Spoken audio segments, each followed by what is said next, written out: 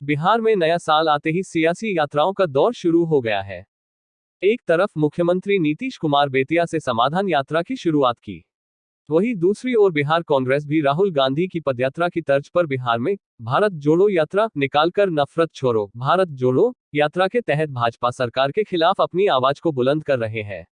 बांका जिले के मंदार से निकली भारत जोड़ो यात्रा विभिन्न जिला होते हुए शनिवार को लहेरियासराय स्थित कांग्रेस पार्टी कार्यालय पहुंची, जहां भारत जोड़ो यात्रा जत्था को कांग्रेस नेत्री प्रतिभा सिंह ने गर्मजोशी के साथ स्वागत किया।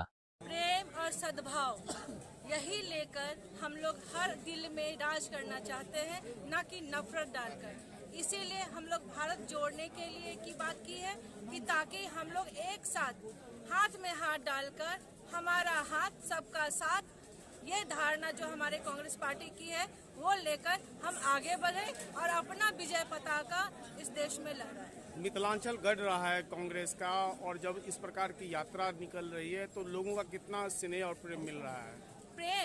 प्रेम तो उछल उछल कर सबके सामने आ रहा है और सब कह रहे हैं कि हम थे कहाँ। सबको जैसे लग रहा है कि कोई रेत पर बारिश की बूंद जैसे गिरती है ना, उस तरह इस यात्रा का उन लोगों पे असर हो रहा है। जैसे हम एक बारिश की बूंद बनकर उन रेत पे हम लोग गिर रहे हैं, उस तरह से इसका असर हो रहा है। सब लहलहा रहे हैं, बहुत खुश है जनता। कितनी कामयाबी मिलेगी? मुझे तो पूरा विश्वास है कि हम तो पूरी तरह कामयाब हैं और आगे भी रहेंगे। अगर ऐसी बात नहीं होती तो मोदी जी में खलबली नहीं मची होती, दोषारोपण की राजनीति नहीं हुई होती, और जो पीछे पीछे पीछे पीछे छल प्रपंच की राजनीति अभी भी कर रहे हैं वो नहीं होती। ये हम जीत चुके हैं और आगे भी जीतेंगे, और ये हमारा परचम पूरे देश में लहराएगा और पूरे विदेश में नाम करेगा। जैसे पहले थे वैसे अब होंगे। इस मौके पर कांग्रेस के वरिष्ठ नेता डॉक्टर शकील अहमद ने मोदी सरकार पर जमकर हमला बोला। शकील अहमद ने कहा कि जिस तरह अंग्रेजों ने डिवाइड एंड रूल के सिद्धांत को अपनाकर 90 साल तक भारत शासन किया, उसी प्रकार भाजपा भी समाज को टुकड़े में बांट बांट कर शासन करना चाहती है। अब उनकी इस सिद्धांत को देश और बिहार के लोग पहचान चुके हैं। अब उनका यह चाल चलने वाला नहीं है। वही उन्होंने कहा कि उनकी नाकामी पर, उनके भ्रष्टाचार पर मुझे यह कहने में कोई झिझक नहीं कि उनके जैसा भ्रष्ट सरकार भारत की इतिहास में ना हुई थी और ना होगी। उस जमाने में भी अंग्रेज नहीं किया करते थे। इस देश में 60% हिंदू समाज के लोग थे, 35% मुस्लिम समाज के लोग थे और 5% अलग अलग धर्म के लोग थे।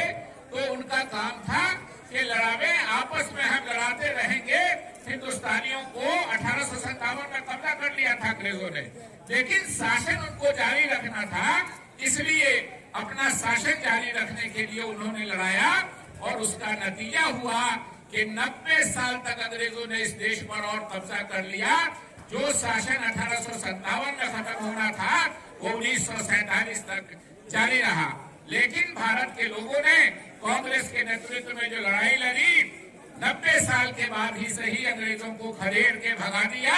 तो आज का हमारा कोई प्रधानमंत्री और जो लोग भी हैं नफरत फैलाने वाले, ये समझते हैं कि हम हमेशा राज कर लेंगे नफरत फैलाने के तो वो समझ में उनकी भूल है। और निश्चित रूप से बिहार के लोग, देश के लोग उनकी इस बात को पहचान रहे हैं। वो पीछे से सरकार को, हमारी राज्य सरकार को भी बदनाम करने की कोशिश कर रहे हैं। इसीलिए सिर्फ उनकी नाकामी पर, उनके निकम्मेपन पर, उनके भ्रष्टाचार में, और मुझको ये कहने में कोई झिझक नहीं है, मैं ऑन रिकॉर्ड कह रहा हूँ कि नरेंद्र मोदी जी से भ्रष्ट सरकार भारत के इतिहास में न शायद हुई है और न होगी कभी। इसलिए हर चीज में भ्रष्टाचार। वहीं कांग्रेस पार्टी के बिहार प्रभारी भक्त चरण दास ने भी भारतीय जनता पार्टी को अंडरएस्टिमेट करते हुए कहा कि बिहार में 7 पार्टी की सरकार है और 7 पार्टी मजबूती के साथ चुनाव लड़ने जा रहे हैं। बीजेपी को 1-2 सीट भी मिलेगा कि नहीं, इस पे भी संशय है। बीजेपी महागठबंधन के खिलाफ साजिश कर रही है, इसलिए हमें बिहार की जनता के हित में, प्रदेश के हित में सोच समझकर कदम रखना होगा। साजिश कर रहे हैं हमारे महागठबंधन के खिलाफ। महागठबंधन मजबूत है और बीजेपी के अस्तित्व खत्म हो गया है। नीतीश जी के नेतृत्व में, तेजस्वी जी के नेतृत्व में सरकार हमारा मजबूत है और 7 पार्टी की सरकार है, और 7 पार्टी मजबूती से मिलकर लड़ने जा रहे हैं अगला पार्लियामेंट। बीजेपी के 1-2 सीट मिलेगा कि नहीं संदेह है। ऐसा स्थिति में बिहार के सरकार के खिलाफ भी आज भारतीय जनता पार्टी साजिश कर रहा है। हमें एक होकर कांग्रेस दलों को रहना है, सोच समझ करके अपना कदम रखना है। बिहार की जनता का हित में, बिहार प्रदेश के हित में, देश के हित में हमें आगे बढ़ना है।